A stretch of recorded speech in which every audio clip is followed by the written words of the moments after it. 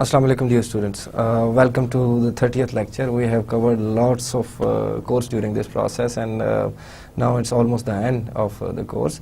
The next two lectures would be revision based, where I would be summarizing basically the whole course. From 31st lecture would be basically first 15 lectures, summary of first 15 lectures, and the 32nd lecture would be summary of like second 15 lectures from 16 to 30.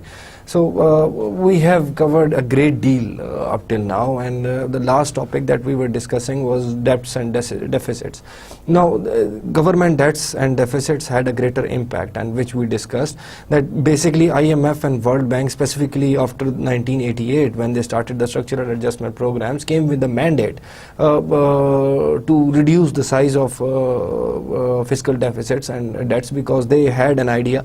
The implication is, which we will discuss from now, they had an idea that these deficits result into higher level of inflation, they crowd out the private sector, they cause a slowdown of economic growth. Now this was a very interesting topic that we explored, and we also saw later on various academic economists discussing about various impacts of debts and deficits. For example, Tobin's argument was that debts and deficits, specifically the fiscal deficit, he discussed about the fiscal deficit, that in case of fiscal deficits, because the reason was, let me put that first, because there are few economists who would say that let's put the balancing of budget and taxation policy just to cover the expenditure side, and the stabilization effect of fiscal policy should be kept separate from it. So that would mean that we would adjust taxes only to cover the expenditure,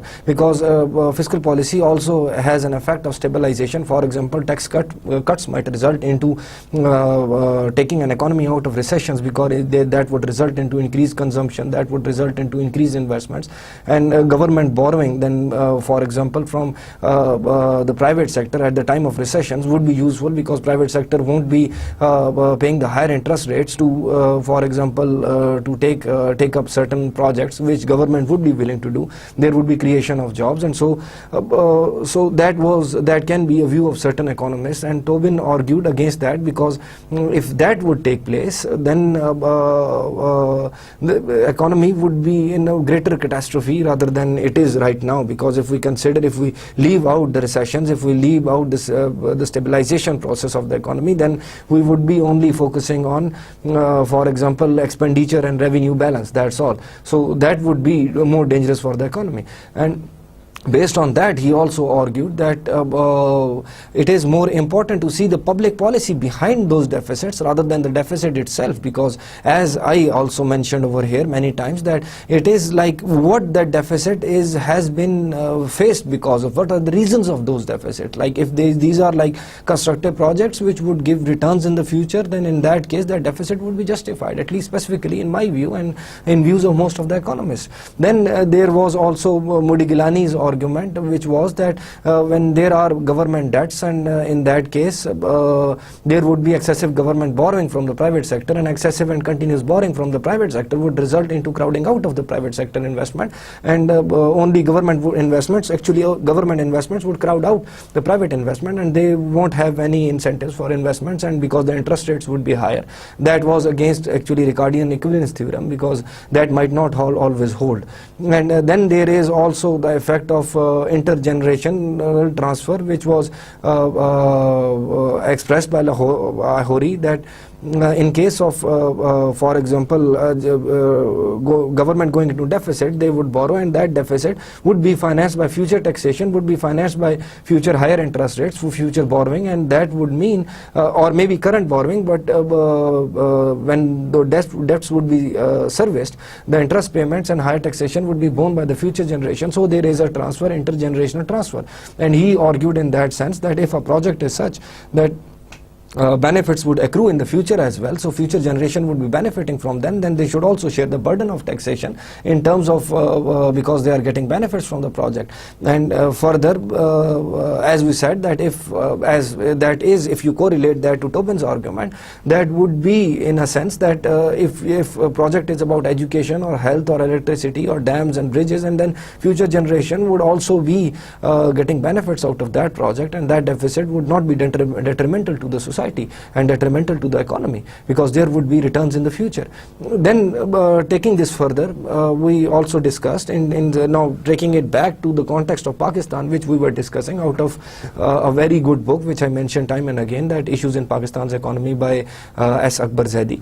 Now while we were discussing that book, we actually had a great deal of debate surrounding fiscal deficits and public debts, and there was an argument of one of the economists that this is the most debated topic in macroeconomics, and this is the topic where many uninformed comments have been made by the economists without truly realizing the effects of fiscal deficits and public debts. So in the context of IMF and World Bank, taking it back to Pakistan, so IMF and World Bank actually, wherever they apply the structural adjustment programs, they consider the cause of most of the ills are fiscal deficits and unbalanced budget by the government and their excessive expenditures.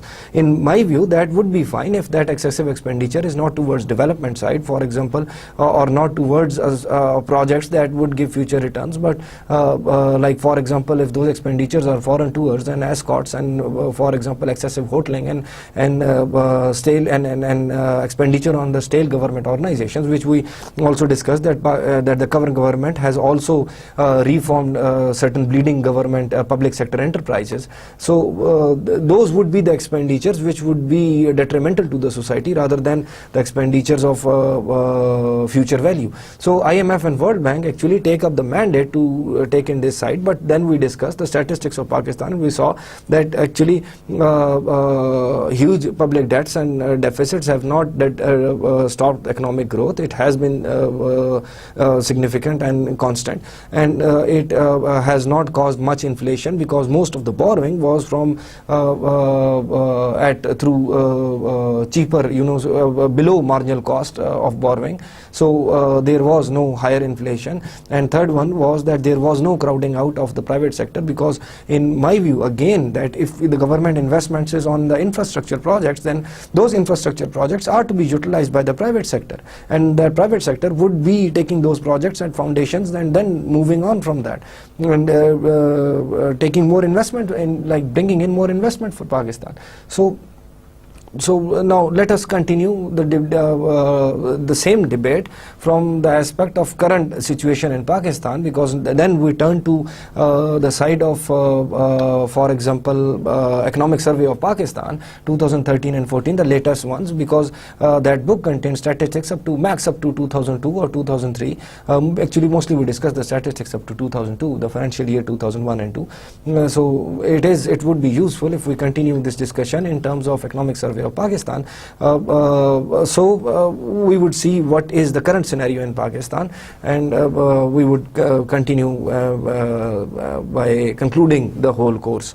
Now I hope you can grasp the terminologies that we have discussed time and again in terms of the theories that we have discussed, in terms of government expenditure, in terms of taxation, in terms of subsidies, because they come up time and again when we look at the current statistics of Pakistan, and they have been brought up like in the previous book that we were discussing, Issues in Pakistan's Economy, and in this Economic Survey of Pakistan as well. Now about public debt, let's continue that. Public debt stood reached at rupees 15,534 billion at the end of March 2014, representing an increase of 1,160 billion or 8% higher with that of last fiscal year. There was increase in public debt. The primary source of increase in public debt during first 9 months was actually was domestic debt that stood at rupees 10,823 billion, representing an increase of 14% over June 2013. As I discussed that government government actually focused on domestic debt as the main. So in terms of domestic debt, there was a 14% increase, and the total increase was 8% in the current fiscal year. Now external debt posed at rupees 4,711 billion by the end of March 2014, representing a decrease of rupees 138 billion, which is a good sign, of course, as compared to end of June 2013. This decline in external debt during first 9 months of the current fiscal year is mainly attributed to net repayments and appreciation of Pakistan rupee against US dollars. I hope you guys did not miss the news of appreciation of Pakistani rupees because of influx of foreign currency in foreign currency accounts. Now government took following measures to effectively manage its public debt during first 9 months of the current fiscal year. Now these measures were very important and contributed a lot. Now developed its first medium-term debt management strategy to take informed financing decisions based on the valuation of cost and risk of trade-offs. We were discussing cost of the funds and in terms of the trade-offs of the fund, because when there is an opportunity cost of every fund that you use, every fund that the public sector uses, there is an opportunity cost, because if that fund would have been used by the private sector, there would be different type of returns and government would bring different type of returns. Trading of government debt instruments was launched to broaden the investor base and have a liquid government securities market. Third, Pakistan, this was the most important one. Pakistan successfully tapped international capital markets after a gap of 7 years and raised US dollars 2 billion against the initial expectations of 500 million. So there was a huge jump, and this transaction represented the largest ever international bond offering for Pakistan. And as the IMF and World Bank later on agreed in the end that Pakistan's situation, despite its fiscal deficits and public debts, has been very different from what has been expected from such high fiscal deficits, and that one of the reasons was that Pakistan's government has been able to tap various funds at a very lower marginal cost, at less than marginal cost in fact. With increased external inflows, the government was able to reduce the pressure on domestic resources while strengthening the foreign exchange reserves, because as I said that I hope you did not miss the news that there was more influx in foreign currency accounts, and with dependence on external flows by the government because of various contracts with international organizations or various governments. There was even transfer from China or Saudi Arabia, a huge amount that resulted into appreciation of Pakistani currency in terms of dollars against dollars. So that resulted into decrease in pressure on the domestic resources, which was very good, while strengthening the foreign exchange reserves on the other end. Both good news. Improving exchange rate parity, which also contributed towards reduction in public external debt, because when there is an appreciation in the exchange rate, that would automatically result into reduction in the external debt. Now public debt servicing was rupees 1,155 billion during this financial year against the annual target of rupees 1,561 billion, thereby consumed nearly 47% of the total revenues. That is what we have discussed, that most of the government expenditure goes into the revenue. Actually 47% of the revenue went into debt servicing, which was because of the huge debt prevailing on the economy. Then from the money and credit side, long-standing structural issues posed multiple challenges for monetary management in Pakistan. However, current fiscal year witnessed significant improvement on account of contained government borrowings, increase in foreign exchange reserves, and improvement in credit to private sector. Whenever government goes into deficit, then it might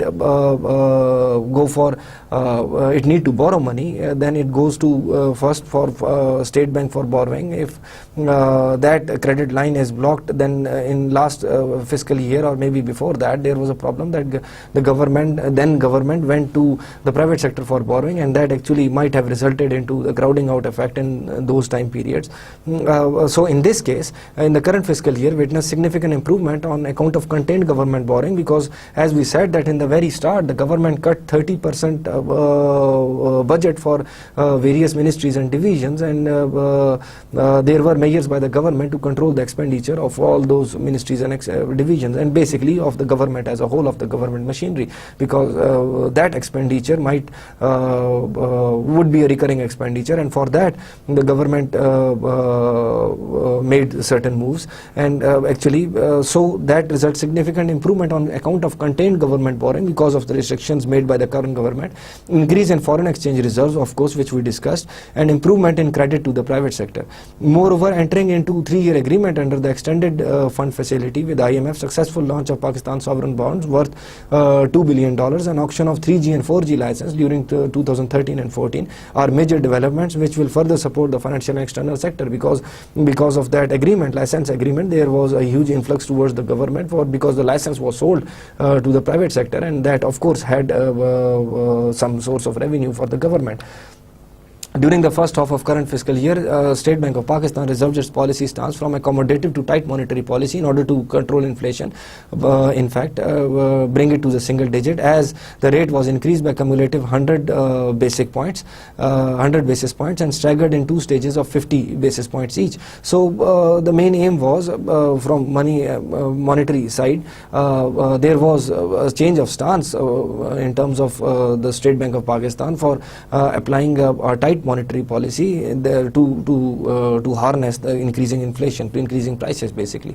However, SBP adopted a cautious stance by maintaining the policy rate at 10% in latest monetary policy announced on 16 May 2014, keeping in view the risk of inflationary pressures.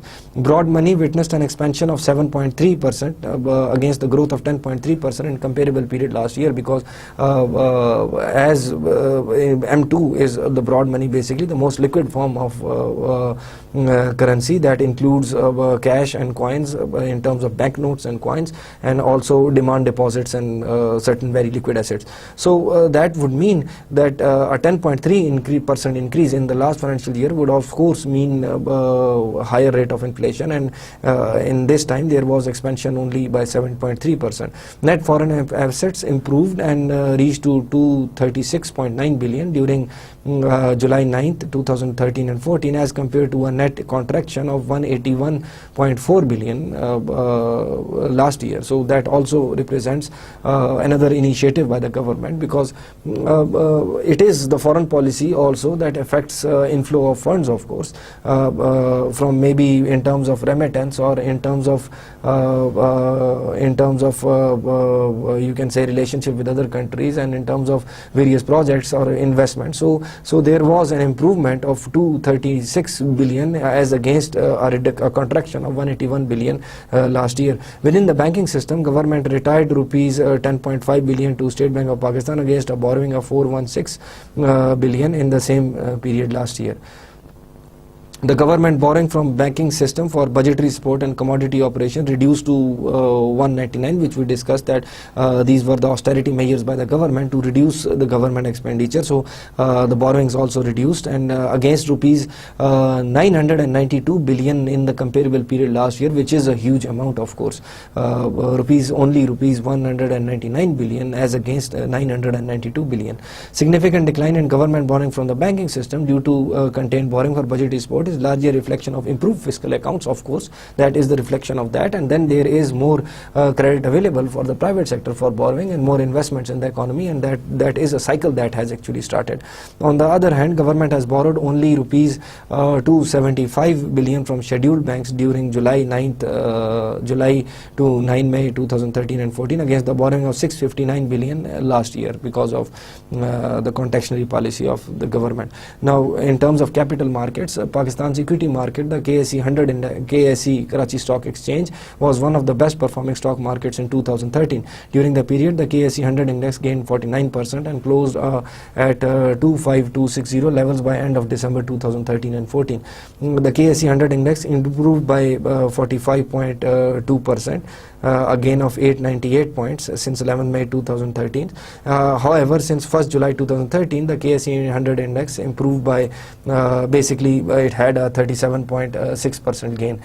Other reasons for outstanding performance of Karachi Stock Exchange includes better economic growth estimates. Of course, it is said that the stock exchange of a country, because why an investor would invest in stocks of a country which is a deteriorating economy, because they would be worrying about their money to go, for example, to be lost. So they perceive a certain situation of certain policies of the government, and then they start investing. So if there is an improvement in Karachi Stock Exchange index, KSE 100 index, basically, that represents that investors are optimistic about the future of the corporations working in Pakistan, and that's why they are providing them funds for investment on various projects. So that would mean the main reason for outstanding performance of Karachi Stock Exchange includes better economic growth estimates, improvement in industrial growth, reduction in load shedding, robust growth in remittances, single-digit inflation, and decline in fiscal deficit. All these are the major reasons, macroeconomic variables, that affect an investor decision. There are various empirical papers on that also, where people try to explore the effect of macroeconomic variables on an investor decision and the performance of Karachi's, for example, stock market. So that improvement in KSE 100 index, or in the performance of Karachi Stock Exchange, was basically reflects actually the optimistic perception of the investors from considering the perception of regarding inflation, economic growth, and, for example, investment opportunities pertaining in the economy for the corporations on whose stocks the people are investing. So there is, for example, a whole optimistic view of the economy that would result into that would reflect into the stock exchange as well. Pakistan's stock market has outperformed during 2013 and 14 among global stock markets and remained at top of the list in a percentage gain of 37.6%, surpassing many countries like China, India, Tokyo, Hong Kong, UK, and USA. Small and medium enterprises, which play a very significant role in terms of growth of any economy, specifically considering Ayoub's era, basically Ayoub's era, or for example Zia's era, or even before that, except for the Bhutto's era, where there were massive nationalizations. Small and medium enterprises or small scale manufacturing also play a very pivotal role in the economy, and if it is documented, and if entrepreneurs are provided opportunities for growth, and that would result into that would cumulatively affect the overall economic performance. So SMEs are considered to be an important segment of the economy, as they have the potential to create economic as well as the social growth. It is therefore essential to minimize the constraints and to provide a conducive environment for growth and developments of the SMEs.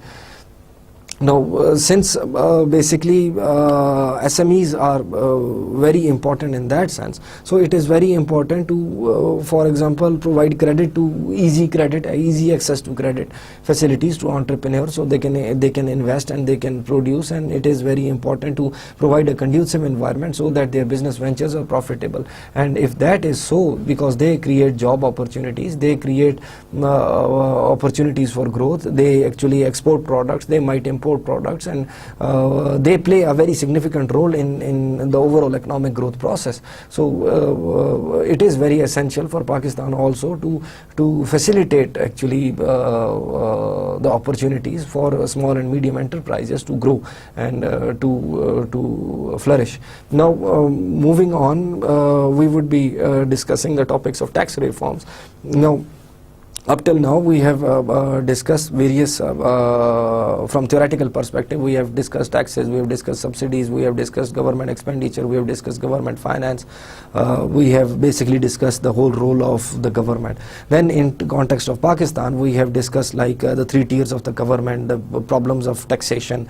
Then we jumped on to public debts and fiscal deficits, and we discussed a whole lot of those. But But then going back to taxation again, we actually specifically discussed, and that was like there is also a push by IMF and World Bank also in terms of structural adjustment program to improve the revenue mobilization efforts, and to improve the tax to GDP ratio of the country, and to improve direct taxation. So now we need to discuss the tax reforms and why there is a need for tax reform, what are the benefits that we are expected to gain from the tax reform. So because we have seen the taxation structure of Pakistan, we have seen that there are 3 tiers of the government which collect their own taxes, and most major sources of revenue are with the federal government. Then I'm just summarizing this so that you are back into the tax frame of mind to discuss, so that you are ready to discuss the taxation. Now there are 3 tiers of government: federal, provincial and local. We saw that major sources of revenue, most lucrative sources of revenue, like for example income tax, corporate tax and sales tax and excise duties, federal excise duties, all go towards for example federal government, which keeps a part of that and then put some of those in the divisible pool and give them to the provinces. Then there are provinces which might collect property taxes, which might collect certain stamp duties and other types of taxes, and these are much better than local sources of revenue, but are lesser than the you can say federal sources of revenue. Then based on that, there is local governments also which have like the least amount of you can say least level of lucrative taxes available in the economy, and there are also issues. We discussed that in detail, that what are the issues with local governments and what are the problems that they are facing. Then the tax reform is one of the way in which the administration, the types of taxes and various things are to be reformed, so that the revenue mobilization or revenue generation capabilities are increased somehow and tax evasion is avoided at the most. So now let us move on. What are the basic questions that are required to be answered in terms of you can say tax reforms? Was there any pressure for tax reform? Number one, what was the process of tax reforms? And first question was pressure of tax reforms. Of course there is a pressure of tax reform, because when you discuss the fiscal deficits, government expenditure is much more than the government revenue, and so there is need to generate more revenue, because then if we do not generate more revenue, the public debt would become flatter and flatter, and that bubble is going to burst sometime. So we, in order to reduce the dependence on debts, we need to improve our revenue generation. So for that we need tax reforms. Then there are large-scale exemptions that are present in the government. We will discuss that. We already discussed that in a sense that the elasticity, the tax elasticity and tax buoyancy are very low for Pakistan because of a few reasons, like shadow economy, which is tax evasion. Then there is, for example, tax exemptions, and then there is poor administration, and that is the main objective of why we need, for example, tax reforms, and we might have needed tax reforms.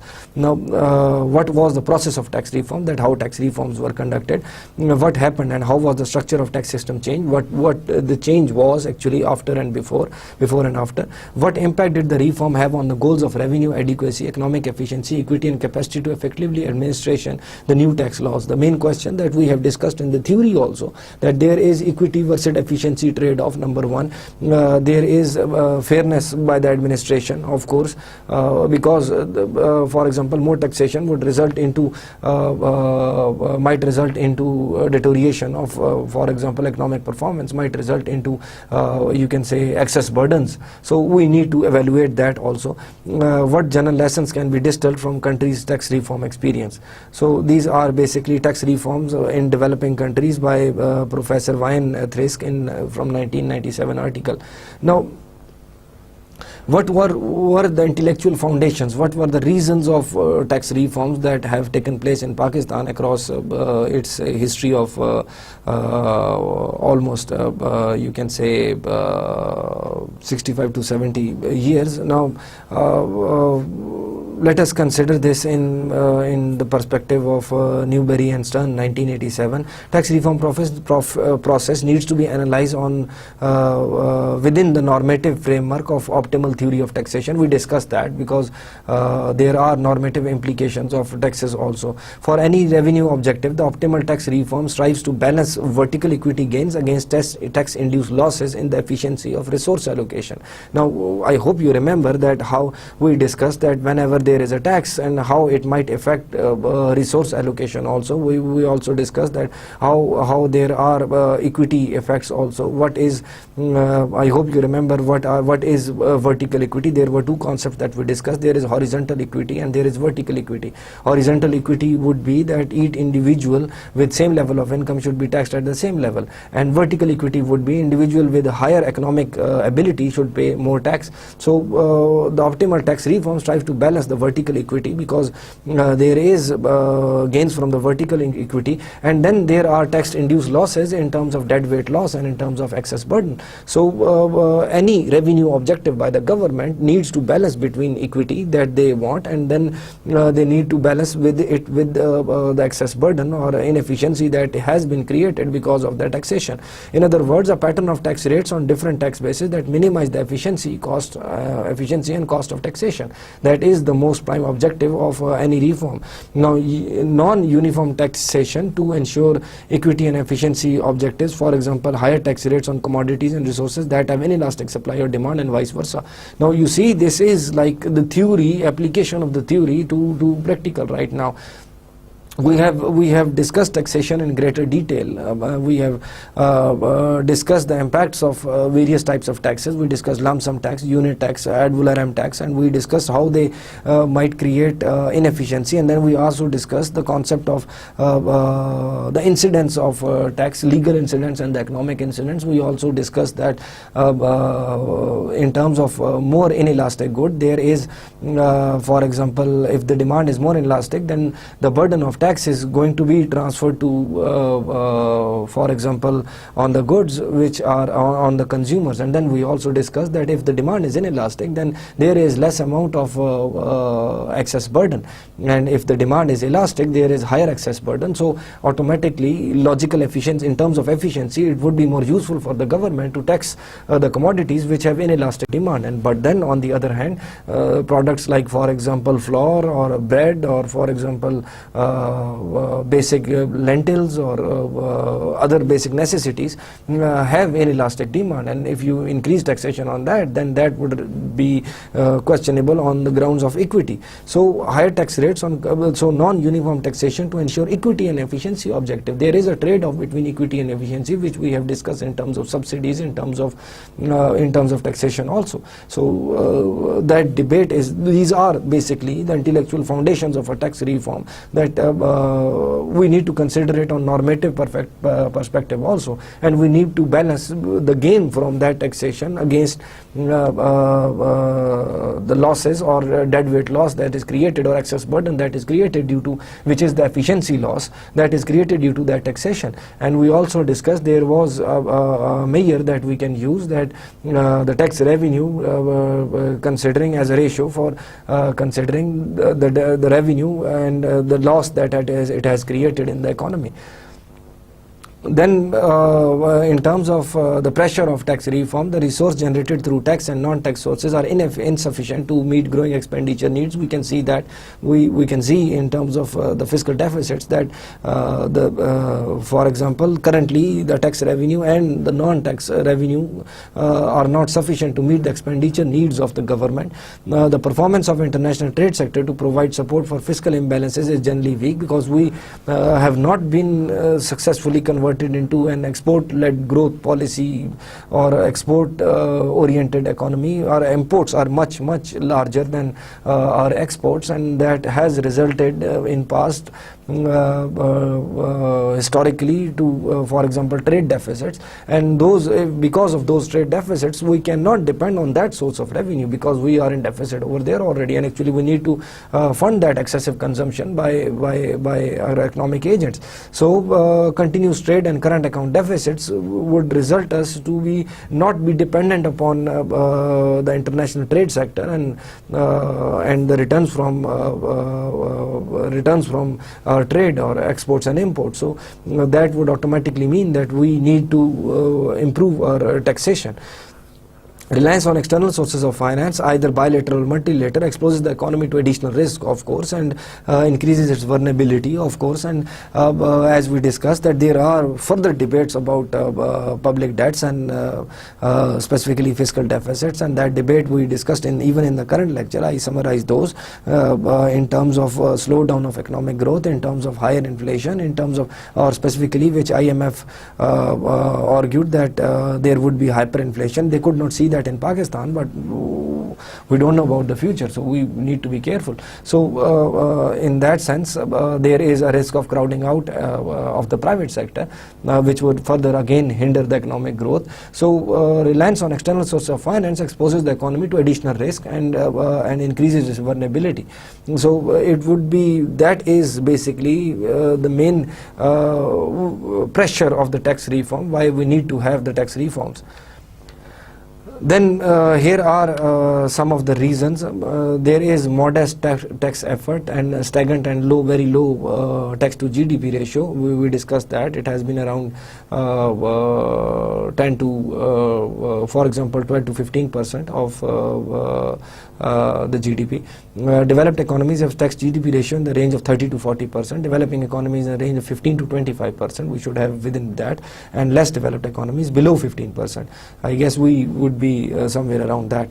The performance of subnational governments is less than satisfactory. Subnational governments would mean provincial governments and local governments. In terms of revenue generation, their performance is not very satisfactory, and we discussed the core issues. What is the reason for that? One of the reasons was they do not have very lucrative sources of revenues, and then another reason was that the provincial governments, the capability of provincial government to ride on the back of local governments, they collect the most of the taxes and then distribute on behalf of local governments, and then there is involvement, their impact on their involvement in their jurisdiction, their territory or their function. So that is one of the reasons that subnational governments like provincial and local governments, in terms of tax revenue generation and collection, have been not satisfactory. Fuel surcharges as a source of revenue, big question mark, because fuel surcharge is one of the major source of revenue for the government, but that fuel surcharge might also result into inefficiency of the economy, because that fuel is one of the main, you can say, is the main ingredient in the economic growth. And why is that? Because large part of the industry runs on the fuel. So that would mean that if there is a surcharge on that, and then their production is affected, and that would result into increased cost of production, that would result into decreased supply, that would result into inefficiency automatically. We discussed that in terms of unit taxes, but that in terms of fuel surcharge, that would be equally applicable, and that would be resulting into inefficiency and transfer of that burden toward the consumer over the long run, because their demand is, their supply in the long run is more elastic. Complexity of tax laws, rules and procedures makes it difficult for taxpayers to exactly know their tax obligations. We discussed that while discussing the case of Pakistan, that the tax administration and tax policy, or for example the taxation mechanism, is very complicated, and that in certain cases taxpayers would not be exactly knowledgeable about their obligations, which has been reformed in a much better manner up till now because of online tax generation mechanism, but still it is very complicated. But it has to be complicated. You cannot like make it as easy as just pay me 100 rupees and go away, but it has to be a little bit complicated. We understand that, but the point is that the rules and procedures need to be revamped, and the loopholes in the taxation system which gives room to tax evaders or tax avoidance should be eliminated. Domination of international trade and production related taxes, curbing investment and economic activity, which I discussed, that from start Pakistan has been with its aim to protect the domestic industry, and that is through higher tariff and non-tariff barriers, and with basically trade related taxes in terms of tariffs in terms of, for example, you can say para tariffs. Para tariffs are like other than once there is a tariff, there is a percentage specific of the value of the good, but then there are para tariffs which are a source of revenue for the government. Like, for example, there might be custom duties or so other types of not exactly tariffs, but some sort of revenue on the imports or exports.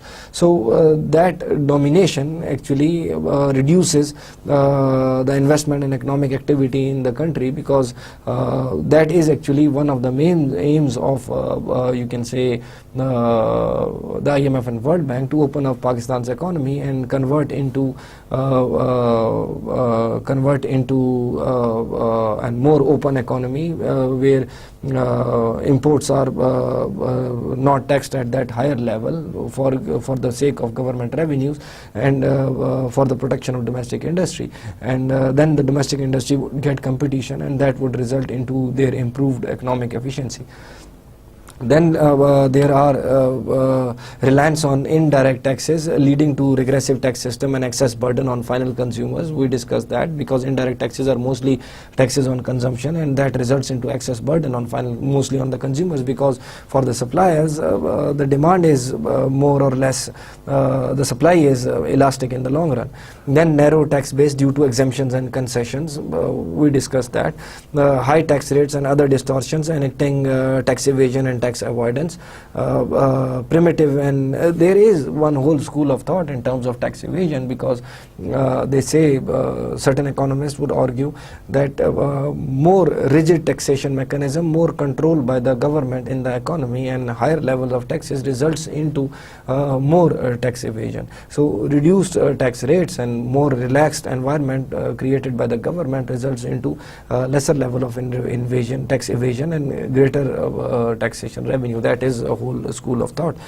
Primitive and antiquated tax administration persisting with manual record keeping. We also discussed that in previous lectures, with limited IT support, but that has been changed now, because I'm discussing this in the perspective of the overall requirement of tax reform. So one of the reasons also was the primitive tax administration, depending on manual record keeping and tax challans and tax forms and all that, and that with limited IT support, and that has been converted into an online, you can get your NTN number online now, and then you can file your return and just send it, file your return online and then send it by post later on. No scientific approach to handle tax matters until recently. Virtually no research on critical areas such as tax incidence, enterprise taxation, tax gap, or on sectoral basis, etc. So there was no scientific approach toward what type of taxes are being implemented, and they were being implemented on the ad hoc basis, considering the requirements of government without considering their implications and their effects, and who would be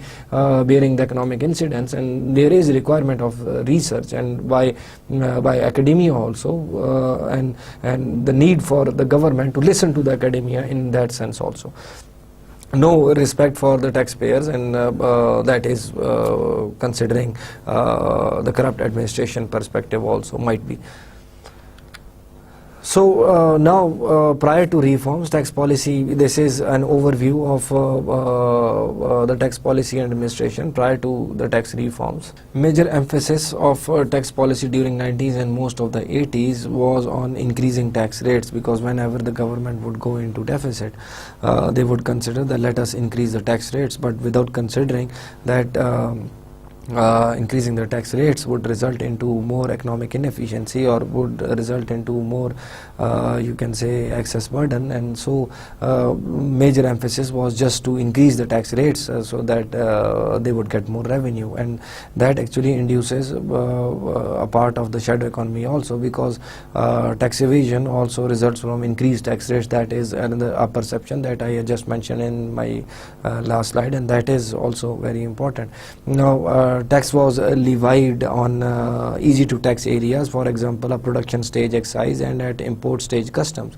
Now actually, because the system is complicated and economy is not that well documented in many areas, so one of the easiest way to tax is that tax easy to tax items. So that would mean that at the production stage you can document that, and you can those are like federal excise duties and other excise duties at the production stage. And then in terms of imports, when the products come in, you can use tariffs and custom duties. So taxes are applied where it is easy to tax, because income and corporate taxes, as we would discuss later also in this lecture, that income and corporate taxes, tax evasion is more easier in those areas, because in terms of at import stage you would need to smuggle the goods, which is of course very dangerous. High protective barriers through tariff and para-tariffs. Infant industry argument. Infant industry argument is basically that an industry is that has been persisting in Pakistan since its early birth from 1947, and it was basically high tariff barriers were created in those eras, and we discussed that in the various eras of Pakistan, and also in Ayyub's era. So there was industry, and it was at the infancy stage, so government protected that infant industry from the foreign competition through for example high tariff barriers. And in that case, when the product is imported, a good quality product is imported, or cheap quality product, assuming it was cheap quality, was sold at a lesser price, and considering the higher price of the imported quality good, most of the people would go for the domestically produced good. That was the aim of that. But then why does that government does that? Because most of the developing countries would take that stance, and many countries did. But later on, the aim is that when you provide support or cover your domestic infant industry with an umbrella, the aim is that now when they are producing in supplying their goods, and consumers are consuming their goods because of cheaper prices as compared to the imported goods, they would utilize that revenue to improve their systems. They would utilize revenue to produce higher quality goods, and they would be, you can say, more productive, more efficient, reduce their cost of production, so that once later on, at a later stage, the government removes those tariff barriers, they can compete with the foreign products also in terms of quality, in terms of cost of production. And that was the argument of infant industry basically, which was given in those times and has been persistently being given against IMF and World Bank stance that tariff and non-tariff barriers should be removed. And secondly, to protect in order to give the boost to the domestic industry, domestic infant industry, the government also, for example, on one end they improved, they posed tariff and non-tariff barriers on consumption goods, which were a competition to these goods. On the other hand, the capital goods could be imported at cheaper prices, so that more capital good, so that more consumer good industry can be established. One loss of that to the country was that the capital good industry was never established in a stronger sense, because it was cheaper for them to import capital from foreign countries. Now, taking that on, another purpose in terms of those higher tariff barriers was that the domestic industry, the infant industry in fact, can improve its processes, and then it can also go towards exporting goods, and the government would provide subsidies so that their prices of their products are cheaper as compared to the international market. Now, whole aim of this was to boost the industrialization process in the country, and that was the mandate of Ayyub's era, and to somewhat before that, laying the foundation era, then Ayyub era also, then Zia era also. But then with IMF involvement and structural adjustment programs, IMF and World Bank involvement, these barriers are required to be removed, and our industry after these 60 or 70 years, the industry should be prepared by now to face the international competition. But situation is not that you can say is not that as expected it should have been.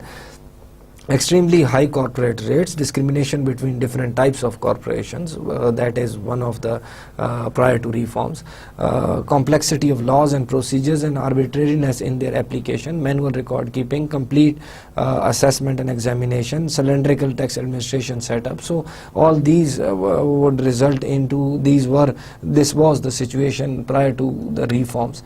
Then somewhere in 1980s there was a realization that the tax system needs restructuring and reform. Since then different task forces and research groups were constituted. As I said that before that there was no involvement of research or the academia in that sense. So over here after 1980s there was a realization, because when you keep on increasing the tax rates that would result into, for example, more tax evasion on one end, and that would also result into for example you can say lesser revenue, and that would also create greater access burden. So there was a need to analyze that, and there in 1980s there was a realization, and groups were constituted, and their contribution resulted in following valuable studies and reports. Now there is a list of studies: report by National Taxation Reform Commission 1986, report by Resource Mobilization and Tax Reform Commission 1994, report on Income Tax Reforms 2001, several reports by Task Force on Reform of Tax Administration 2001, Strategy and Priorities for Tax and Customs Administration Reform 2001, the Strategy Document on Tax Reform 2001, Pakistan, a preliminary assessment of federal tax system 2006, and tax policy in Pakistan, an assessment of major taxes and options for reform 2008. You can see like there is a huge contribution of research on the grounds of taxation policy of the government, and what would be the returns from those taxations and how the tax administration can be reformed. Now if you look at this, these are various extracts or from these reports. Report by National Tax Reform Commission 1986, the rates of direct taxes are too high, as I have mentioned time and again. Tax laws complicated and procedures inconvenient for the taxpayers, again what I have highlighted again and again. Harassment of taxpayers by the tax collectors quite common, which would go toward the corruption of a corrupt administration. Complaints of corruption against tax collection is in abundance. The bulk of indirect taxes derived from the lower middle income groups. Lack of public confidence in the system. Now lack of the public confidence in the system would also result into tax evasion also. Then there is custom tariff excessively biased towards revenue, rates of custom duty high leading to misdeclaration and smuggling also. We discussed these implications in our theoretical grounds, and specifically when discussing the economy of Pakistan as a whole, we discussed all these implications. So one of the reports also strengthens or arguments specifically that direct tax rates are too high and tax laws are complicated. The tax rates are high, but the revenue is much less as compared to indirect taxation. I guess that was not mentioned. Now then the laws are complicated. We also discussed the primitive procedures of the tax administration for a low income elasticity. And then one of very interesting thing pointed out over here is the bulk of indirect taxes derived from the lower middle income class groups. Basically you can say maybe from on the consumption of more inelastic goods. Lack of public confidence in the system, custom tariffs excessively biased towards the revenue, rates of customs duty leading high, and that would result into misdeclaration and smuggling, as well as you can say misallocation of resources. Then the second one, a report by the Resource Mobilization and Tax Reform Commission 1994, the rates of taxes too high, withholding tax rates need rationalization, too many pending appeals and huge burden of litigation. That is when there is a problem with the tax administration, then they appeal, and that would result into they are mentioning that the appeals are pending.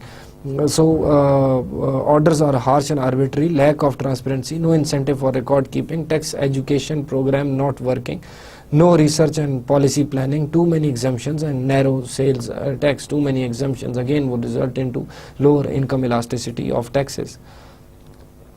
Report on Income Tax Reform 2001, purpose to revise income tax law and move the system in the direction of uniformity of tax treatment, reducing dependence on withholding taxes, reviewing the appellate hierarchy and consolidating, simplifying and redrafting the statute. Cornerstones of new policy: universal self-assessment, no immunity from audit, efficient audit arrangement and documentation. Of course, as I have mentioned, the documentation is very important. Wide-ranging recommendations regulations on rate structure, threshold, minimizing tax exemption, and compulsory record keeping. Even they have, there was, for example, a tax rebate of for researchers granted by, I guess it was granted by the President Pervez Musharraf's government, but that has been removed now. Task Force on Tax Administration 2001, the report has 5 volumes and covers finer details of the system to offer new insight for undertaking comprehensive reforms. Briefly, the report recommended that the organizational structure of CBR, now this is about the tax administration itself, and its field offices need fundamental changes. Especially it encouraged creating separate slots for member audit and member legal within the CBR, 2 separate departments, audit and legal, headed by member audit. Member legal would mean 2 separate posts, senior officials, and then there would be hierarchies under them. There should be an improvement in the design of human resource management system. Revision is desired in recruitment, training, compensation, evaluation, and promotion system, and salaries aligned to with the market rates, so that there is, of course, when salaries are aligned with market rates, there would be lesser chances of corruption. There should be maximum autonomy to the tax administration. Internal audit division be set up at collectorates. Regional collectors be established, and taxpayers assistance units be set up to streamline the contact between taxpayers and the tax officials. The annual revenue targets should be realistic. The report also required automation of the system to ensure quick data retrieval and use, and that would be the involvement of IT that we have discussed. Now, the process of reforms was reduce tax rates to minimize tax evasion and allow market forces to work, because with increased tax rates there would be increased excess burden, which we theoretically also discussed. So, and there would be increased tax evasion. So the process was to reduce the tax rates, and so that market forces can work freely, and because higher taxes would mean more involvement of the government, and market forces are being curtailed, of course. Switch from tax on production and investment to tax on consumption and income, for example GST in VAT mode, and reduce reliance on excise duties. Substantial rationalization and reduction of tariffs and complete elimination of para tariffs, for example that would be reduction in anti-export bias. As I discussed, like for example, what are para tariffs? Like para tariffs are custom surcharges, additional surcharges, internal tax, and charges levied on imports, and decreed custom valuations. Now that is like, other than the tariff barriers that have been created, are para tariffs. Para tariffs are basically tariffs on some sort of taxes on imported goods. So what does this mean is that the first step would be to complete elimination of para tariffs, and the second step would be to for example reduction in the tariff rates, and in fact substantial rationalization and reduction of tariffs. That would mean so that the economy is more, the domestic industry is more subject to international competition, and consumers have access to quality goods from the domestic consumers, because if imported goods are highly tariffed, then that would mean automatically that consumers are being discriminated, in a sense that they do not have access to good quality goods, because domestic industry would exploit the consumers. So if the domestic industry has a risk of good quality foreign product being available to the consumer, then they would also be considering the efficiency and for example reducing the cost of production for the domestic consumer. So that is one of the aims. And then general reduction in corporate rates to make investment internationally competitive, of course. Undertake wide-ranging reforms related to tax administration system and procedures. That was the process of the reforms. Now moving on to finer details. Now since we are running out of time, so I would skim through these slides a little bit faster, but since you already have the complete understanding, the slides are in greater detail, and they are about the statistics of Pakistan. So since you have been through the theory completely, so I hope you understand most of the terminologies that are being discussed here. Now transition, the tax reform policy related to tax rates and basic threshold level. Transition from sales tax to general sales tax, zero rating concept and multiple rate structure.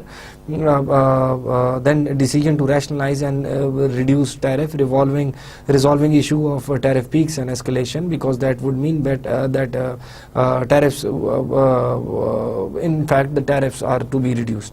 Decision to reduce reliance on the excise duties. Excise duties are also, I hope I mentioned that before, that excise duties are sort of tariffs, but tariffs are basically on international trade, and excise duties are on within the country. Now change the composition, so that would mean that excise duties also result into distorting the efficiency and the exchange of goods and services. Change the composition of direct taxes, rate reduction and broadening of tax base, so that rate reduction and broadening the tax base would result into increasing the income elasticity, of course, and that was one of the reasons why income elasticity of taxes was very low, buoyancy and elasticity. Then reform, these were the reforms related to the tax rates, and now moving on to the reforms related to tax administration and procedures.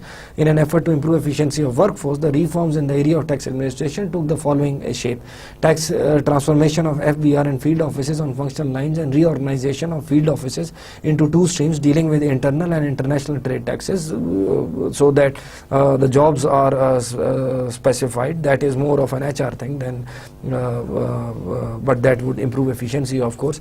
That would mean that specialized individuals would be there. Individuals would be segregated based on their specializations, where some would be for international, for example, taxes and international trade taxes, and then there would be local trade taxes, and there would be separate departments for that. Now simplification of laws, procedures and return forms. We have seen that happening actually. Implementation of self-assessment scheme. You can enter, like for example, you can go online, you can put your income over there and your expenditures over there in terms of various sales receipts, and then you can see the amount of tax that you have to pay. Alternate dispute resolution system and reduction in the litigation burden. Automation of business processes, and of course HR initiatives. These are for all basically these are for the tax administration actually. It is rather easy to find out what happened and why, but not easy to evaluate the success or merit of particular tax reform episode. Many reasons for that. It is because why the tax reform was done, and what were the main causes. We have discussed that time and again, but then evaluate the success or merits of that tax reform, it is very difficult. One reason is success or failure has to be judged on the basis of trade-offs between competing objectives, equity versus efficiency, and or administrative simplicity versus fairness. Now because if the system is made fair, then it would be for example, if you make it administratively simple for everybody, it might not be fair, because on the other hand, if you make it fair, try to make it fair for everybody and make it, for example, in terms of vertical equity and horizontal equity, then it would be a complicated system, of course. So there is a trade-off, like the trade-off between equity versus efficiency. There is a trade-off between administrative simplicity versus fairness. So it is one of the reasons why it is difficult to evaluate the outcome of tax reform. Is success or failure has to be judged on the basis of objectives like equity versus efficiency, or administrative simplicity versus the fairness. Then there is lack of precision in measuring the impact of reforms, partial equilibrium versus general equilibrium analysis on the basis of available data, because we discussed that the impact of a tax applied by the government is different when you look at like one single market, and then when you look at the multiple markets. And as an economy as a whole, we just consider two markets, considering clothing and food, and we saw that taxation on clothing reduced its consumption but and reduced its supply, but that labor force moved to for example food production, and there was an overall balance in the economy. Consumers were like now had to pay higher prices for clothing, but on the other hand they had to pay lesser prices for food. So if you take this as a whole, for example in terms of a general equilibrium analysis, considering all the sectors of the economy, then that is again very difficult in terms of considering the availability of data. More than one approaches to measure tax incidents and the efficiency benefits. Of course we discussed these. Now after this Because if you look at, for example, tax reforms in terms of equity and efficiency, in terms of administrative fairness, and for example, administrative simplicity versus fairness, if you look at it in terms of, for example, the last point was the incidence of tax and efficiency and benefits from those, it is very difficult. But one of the main simplest thing that the government has is that is increase in the tax revenue. So that is the easier part to look at.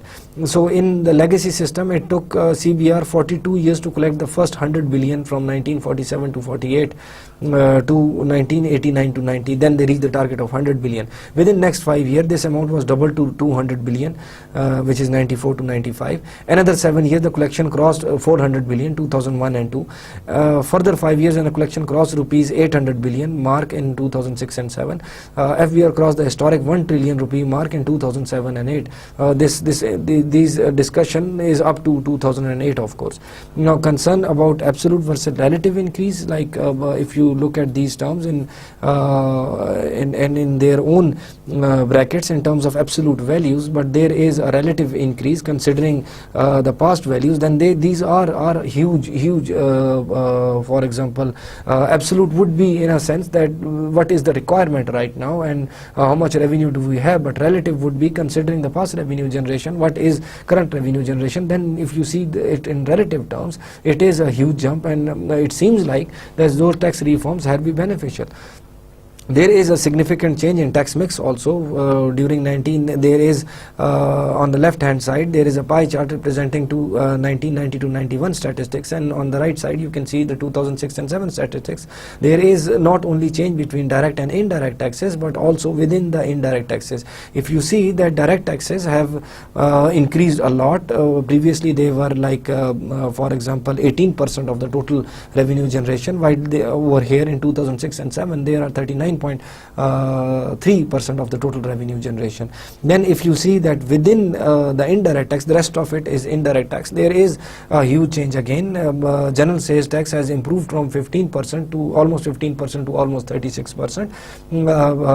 Then federal excise duty, which should be reduced, has been reduced from 20.9 to 8.5%. And then also custom duties have also reduced from 45.7 to 15.6%, which again represents that there is an improvement within the framework of indirect taxation also, which is basically the taxation on consumption. The custom duties and federal excise duties, which are actually the taxes on domestic trade and foreign trade, have been reduced, and general sales tax, which is a tax on consumption, has increased. But then you do not see over here the question that was raised earlier, that the burden of indirect taxation in terms of sales tax is or the taxes in consumption is mostly borne by the middle you can say income group. But as I said, that it is very difficult to evaluate for example in terms of equity and efficiency, in terms of for example the parameters that we discuss, it is very difficult to evaluate the taxes on those grounds. But it is difficult, it is easier part to discuss the taxes in terms of for example the statistics that we have, and that is the change in the revenue. Then recent performance of FBR has improved a lot. You can see, and from the red lines represent the budgeted estimates, the blue lines represents the revised estimates, and the yellow lines represent the actual collection. So what we need to see is that we need to see the budgeted estimates, the red line, and the actual collection by the Federal Bureau of Revenue, and there is improvement across the time from 1990 to 2007 and 2008. In terms of recent evaluation, the efficiency cost of tax system to the economy continues to be very high, because huge taxation results into inefficiencies in the economy, which we discussed theoretically again and again in terms of the excess burden. Frequent changes in tax legislation have made the overall tax structure incoherent and tax base narrow. Significant horizontal inequities, similar income receives dissimilar tax treatment issue, further complicated by shoddy enforcement because of weak enforcement of the law.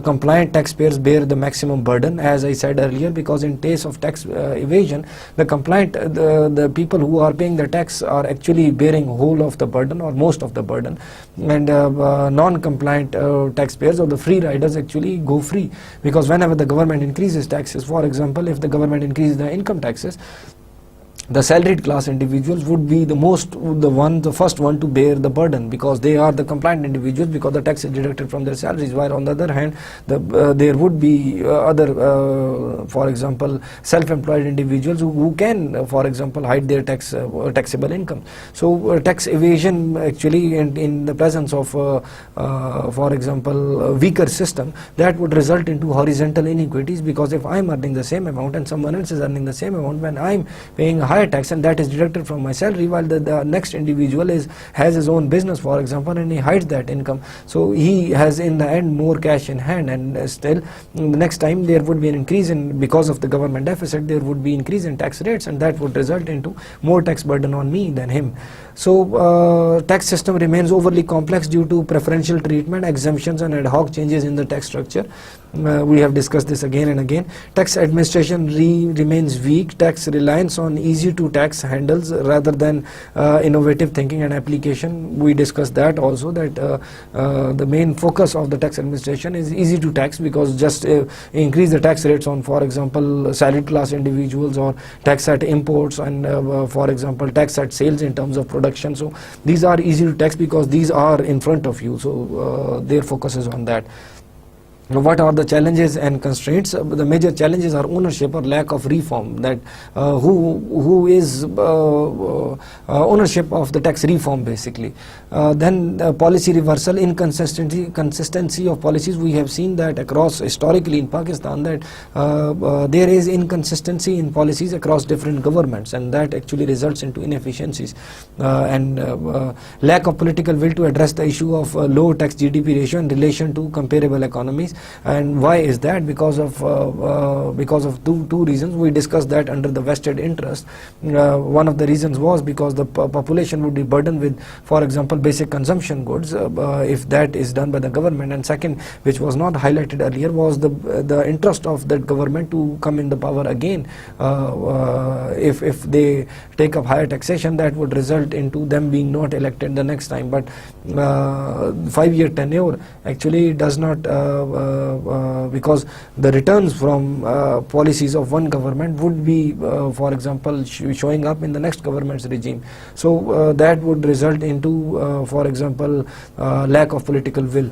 Mismatch between sectoral contribution in GDP and taxes, low contribution of subnational governments. We have discussed that revenue mobilization is very low in terms of subnational governments. Then there is low level of compliance, deliberate inaction to understand tax base, large underground and informal economy, and absence of the tax culture. These are the main challenges being faced by the economy currently.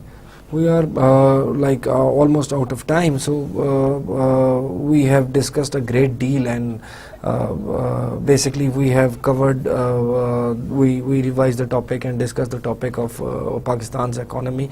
We discussed various like public debts, money markets and capital markets, and we saw that the government has, the current government has reformed the system a lot. There is reduced, for example, there is reduced borrowing by the government, reduced expenditure by the current government. Then we came up to the topic of tax reforms, and we saw that there is a huge need of tax reforms, and after 1980s the government realized that higher tax rates, increasing the tax rates to finance the deficit, actually increase the inefficiency in the system, and then there was a need to tax reforms. And we saw that after some time after these reforms, there was a change in, for example, government revenue generation methodology in terms of IT applications, in terms of automating the system of tax collection. And then there is also, for example, change within the tax reforms. Due to the tax reform, there was a change in the collection of revenue, from not just within the increase in direct taxes, was also within the structure of indirect taxes. They have also changed a lot. There is more tilt towards general sales tax as compared to more tilt on federal excise duties and custom duties previously. Then we also discussed various issues faced by the government, in a sense that after the recent evaluation, we even after the various tax reforms, and we saw that performance has improved. We saw that there is, for example, efficiency cost of taxation system, and tax rates are still very high. There is frequent changes in the tax legislation. There is significant horizontal inequities because of tax exemptions and because of tax evasion also, and tax system remains overly complex due to preferential treatment, and tax administration remains weak, and their main aim is on easy to tax items rather than other. And then the major challenges why this all is happening is there is like ownership of the reforms, there is policy reversal, inconsistency in policy on various after like change in various governments. Then there is lack of political will to improve the tax to GDP ratio, because that would be burden on the lower income groups also, because of middle income class, for example. And then there is lack of political will in my view, considering that the re-election scenario. Then there is low level of compliance. There is large underground and informal economy, which is again a challenge for the country, and there is an absence of the overall tax culture in the economy. So now after like this slide, we have concluded the whole discussion of public finance and public policy in this course. No doubt it is like a deep ocean which we cannot cover in 30 lectures, and that would be a lot, and we need to cover a lot more. But the point is that this is the limitation that we have, and we have tried to cover the most important topics. We moved from theory, we moved towards to see the actual statistics of Pakistan, and then we in the end, after discussing the statistics, I also highlighted the tax reforms. From next lectures in 31 and 32, I would be I would be summarizing going through very fast all what we have discussed, and trying to summarize it all so that you can have the glimpse again. See you soon. Take care.